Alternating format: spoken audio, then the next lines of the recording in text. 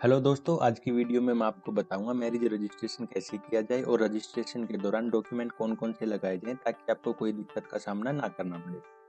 पहले हम डॉक्यूमेंट की बात कर लेते हैं। मैरिज रजिस्ट्रेशन के अंदर जो डॉक्यूमेंट होती है जो डॉक्यूमेंट है उनकी अहम भूमिका होती है।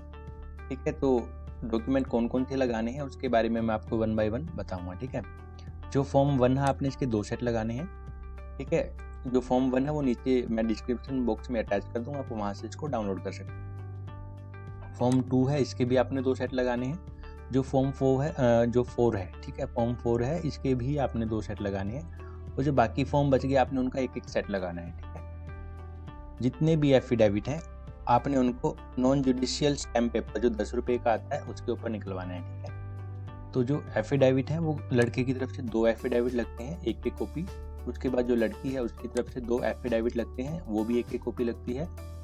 एक एफिडेविट कपल की तरफ से लगता है, मतलब दोनों की तरफ से कॉमन लगता है। ठीक है, यहाँ पे 2 एफिडेविट लगते हैं, एक एफिडेविट लगता है लड़के के फादर की तरफ से और एक एफिडेविट लगता है लड़की के फादर की तरफ से। अब मैं 2 एफिडेविट की और बात करूंगा। यहाँ पे जो विटनेस होते हैं, एक विटनेस लड़की की तरफ से होता है, एक विटनेस लड़के की तरफ से होता है, उनका भी आपने एक जो एफिडेविट है वो लगाना है। अब यहाँ पे बर्थ प्रूफ के लिए आपने सर्टिफिकेट लगाने हैं। अगर आपके पास बर्थ सर्टिफिकेट है तो आप वो लगा सकते हैं, अगर आपके पास वो नहीं है तो स्कूल सर्टिफिकेट लगा सकते हैं आप 10th वाला। ठीक है, और यहाँ पे क्या होता है कि जो दूल्हा दुल्हन है आपने उनके आधार कार्ड और जो दूल्हा दुल्हन के पेरेंट्स हैं उनके आधार कार्ड, ठीक है, वो भी अटैच करने हैं। और पंडित जी की स्टेटमेंट, जिसने शादी करवाई उसकी स्टेटमेंट होगी जिसपे पंडित जी साइन करेंगे। ठीक है, अब हम हरियाणा की बात करते हैं तो यहाँ पे जो फैमिली आईडी वो मैंडेट है, क्योंकि गवर्नमेंट की जितनी भी स्कीम्स है उसमें फैमिली आईडी को मैंडेट कर दिया गया है। तो यहाँ पे आपने जो लड़का है और लड़की है उसकी फैमिली आईडी का होना बहुत ज़रूरी है। ठीक है, तो एक यहाँ पे मैरिज कार्ड लगेगा और 5 से 7 फोटो रहेंगी जो अलग अलग टाइम की रहेंगी, मांग के टाइम की रहेंगी, फेरे के टाइम की रहेंगी और जयमाला के टाइम की रहेंगी। ठीक है, तो इसमें होता जो हमारा 20th नंबर पे जो एफिडेविट है ये वो एफिडेविट है अगर जो कपल्स है अपना marriage registration with in 3 month नहीं करवा पाता है। ठीक है, अगर वो 3 मंथ के बाद करवाता है तो उसको एक एफिडेविट देना होता है। तो वो वाला एफिडेविट भी मैंने नीचे अटैच कर दिया डिस्क्रिप्शन बॉक्स में, आप वहां से डाउनलोड कर सकते हैं। एक बयां हल्फिया होता है रजिस्ट्रार की तरफ से, तो वो भी नीचे अटैच, आप उसको भी डाउनलोड कर सकते हैं। ठीक है, तो अब मैं आपको वन बाय वन जो फॉर्म है वो दिखा देता हूँ। ठीक है, फॉर्म 1 कुछ इस तरह का रहेगा। यहाँ पे जो लड़का है उसकी डिटेल और यहाँ पे लड़की की डिटेल रहेंगी। ठीक है, तो यहाँ पे उनके साइंस वगैरह होंगे। तो ये जो विटनेस ऑफ मैरिज है तो उनकी डिटेल यहाँ पे रहेगी। ठीक है।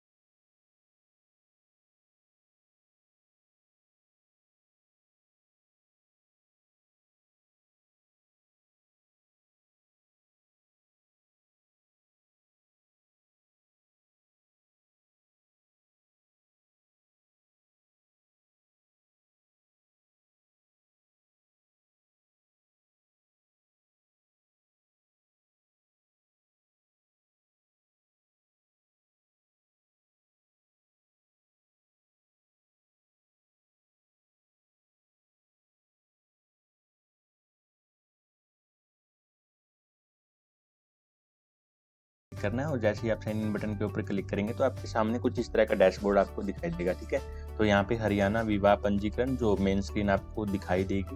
ठीक है, उसके बाद आप देख सकते हैं कि यहाँ पे वेलकम किया जा रहा है। ठीक है, उसके बाद यहाँ से आप अपनी एप्लीकेशंस को ट्रैक कर सकते हैं। तो यहाँ पे जो लेफ्ट साइड में जो मेन्यू दिए हुए हैं, यहाँ पे रजिस्टर मैरिज का फॉर्म है, यहाँ पे क्लिक करके आपको रजिस्टर मैरिज के लिए आप अपना फॉर्म फिल कर सकते हैं। और यहाँ पे अपडेट फैमिली डिटेल्स, जिस भी फैमिली का आपने मैरिज रजिस्ट्रेशन करना है, ठीक है, तो दूल्हा दुल्हन का अगर उनकी फैमिली आईडी अलग अलग है तो आप अलग अलग चेक करेंगे।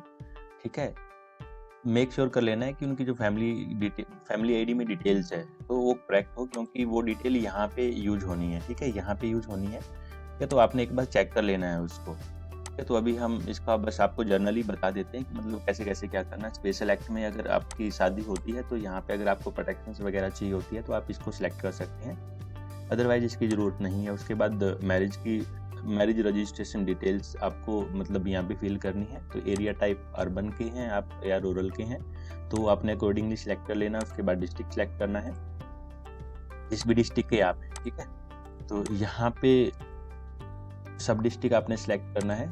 ठीक है, तो जैसे मैं करनाल से हूँ तो मैंने करनाल का लिया यहाँ पे, तो यहाँ पे करनाल। उसके बाद मैरिज की डिटेल आपने यहाँ पे डालनी है, डेट ऑफ मैरिज क्या थी तो वो चीज़। अब यहाँ पे शादी पुरानी है थोड़ी सी, तो हम पुरानी यहाँ पे डेट डालेंगे और इसको सबमिट कर देंगे।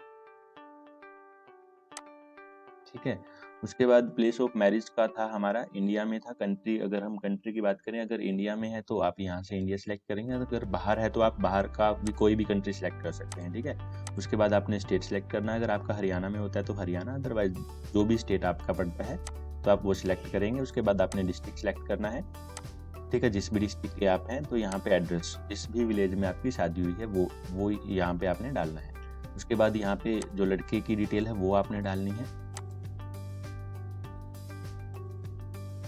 तो जैसे ही आप ग्रूम की स्टेट यहाँ से सिलेक्ट करते हैं तो यहाँ पे फैमिली आईडी का ऑप्शन आ जाता है। ठीक है, जैसा कि मैंने आपको बताया था कि फैमिली आईडी रिक्वायर्ड है और जो आपकी फैमिली आईडी वो एक्यूरेट होनी चाहिए ताकि कोई दिक्कत ना आए, क्योंकि एक बार जो डेटा सबमिट हो गया वो मतलब समझो सबमिट हो गया है। ठीक है, आप उसको चेंज नहीं कर सकते।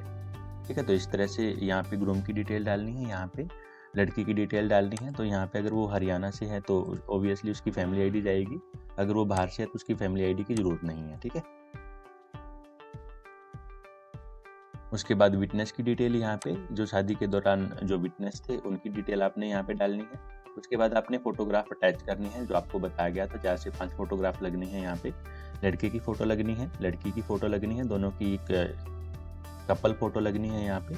उसके बाद वेडिंग की 2 फोटो लगनी है। ठीक है, और जो एप्लीकेंट डिटेल है उसकी डिटेल आपने यहाँ पे डालनी है। तो एप्लीकेंट वो पर्सन होता है जो मैरिज रजिस्ट्रेशन के लिए अप्लाई करता है, तो ऑब्वियसली दूल्हा ही करेगा, तो आपने यहाँ पे दूल्हे की डिटेल डालनी है। यहाँ पे डिक्लेरेशंस के ऊपर आपने चेक कर देना है और फॉर्म को सबमिट कर देना है। ठीक है, उसके बाद नेक्स्ट पेज पे जाते हैं तो वहाँ पे भी आपने कुछ डॉक्यूमेंट अपलोड करने हैं। ठीक है, जो आपको बताया गया था। उसके बाद आपने पेमेंट कर देनी है। ठीक है, सर्टिफिकेट के लिए। और उसके बाद आपने अपॉइंटमेंट का शेड्यूल करना है। ठीक है, अपॉइंट शेड्यूल करनी है जिस भी डेट को आप वहाँ पे जाएंगे।